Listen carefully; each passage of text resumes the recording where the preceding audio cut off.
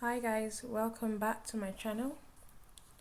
We are into chemistry today, looking at the topic on electronic configuration, the electronic structure of atoms.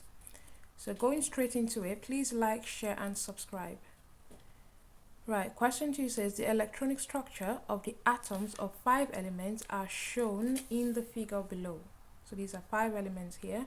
The letters are not the symbols of the elements. So these are just used to represent them, but those are not their symbols. So we have element A, element B, C, D, and E. Now choose the element to answer the question. Okay, each element can be used once, more than once, or not at all. Use the periodic table to help you. So we're going to need a periodic table for this. A says, which element is hydrogen? Now, if you look into your periodic table, you'll see that hydrogen is represented like this. So, 1 second.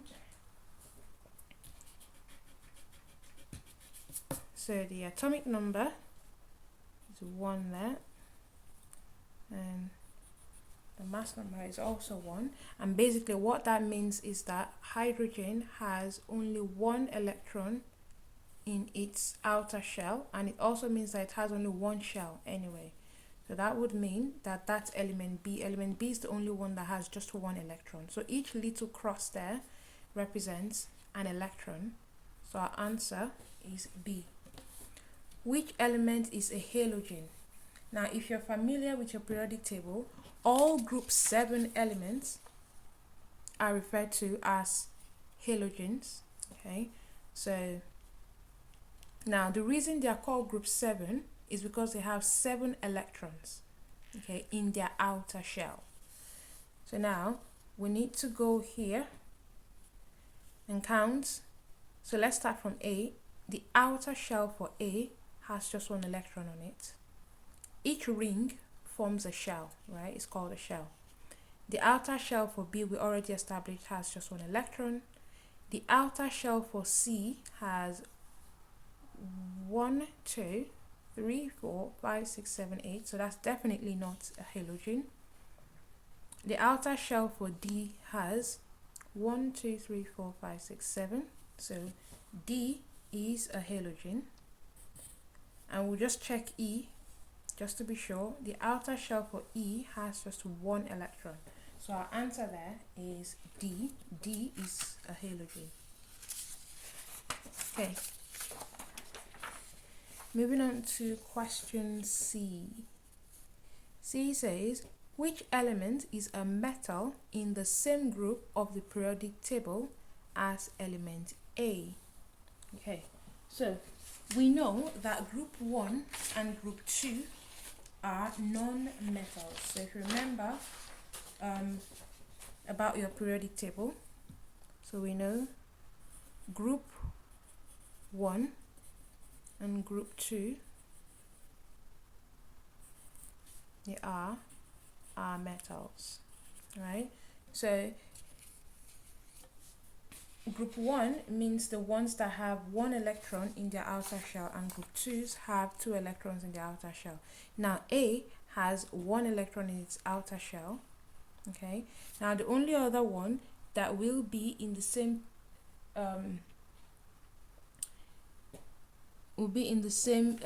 group as element A will then be element E, because element E has 1 electron in its outer shell. So here we're going to go for element E.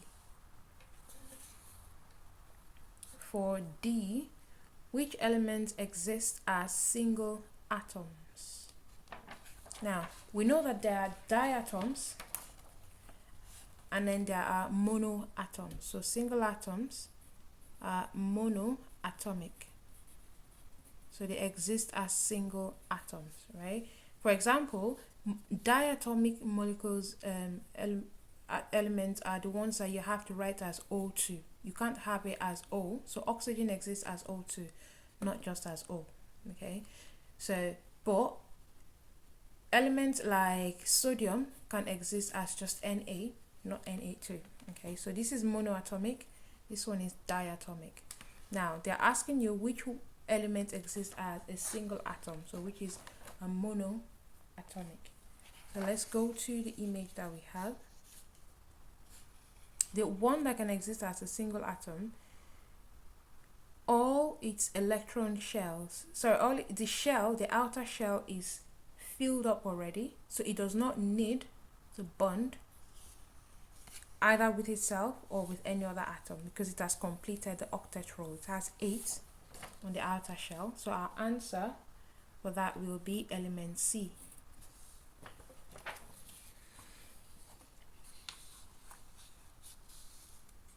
Then E says there are 2 isotopes of element A. Information about the 2 isotopes is shown in the table below. So we've got the mass number of the isotopes, the 6 and 7, then their percentage abundance, 92.5 and 7.5. Now because it's an isotope, the isotope are existing in different percentage abundance, and you've got their varying mass number. But here's the thing, they want you to use the information in the table to calculate the relative atomic mass of element A. So basically it's like trying to calculate on average what is the relative atomic mass of element A. So what you do, because it's existing as a percentage, we have 92.5 for mass number 6, okay, and then we have 7.5 for mass number 7. Okay, so I'm going to punch this into my calculator. Just 1 second.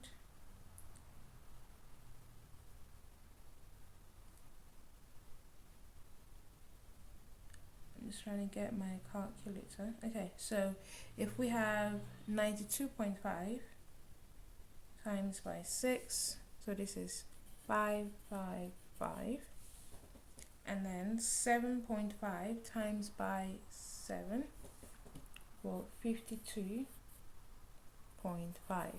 Now because this is a percentage abundance, so you add this together and divide by 100. So if we were to add it together, this will give us 607.5, and then if we divide that by 100, we will get 6.075, and we've been asked to leave our answer to 2 decimal places, so that will be 6.08,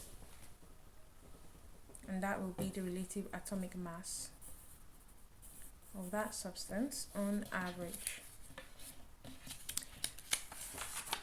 Right, so this brings us to the end of this video. Please like, share and subscribe, and if you got to this far, congratulations and thank you very much. Please leave in the comment section a topic that you would like me to look into in chemistry. Bye.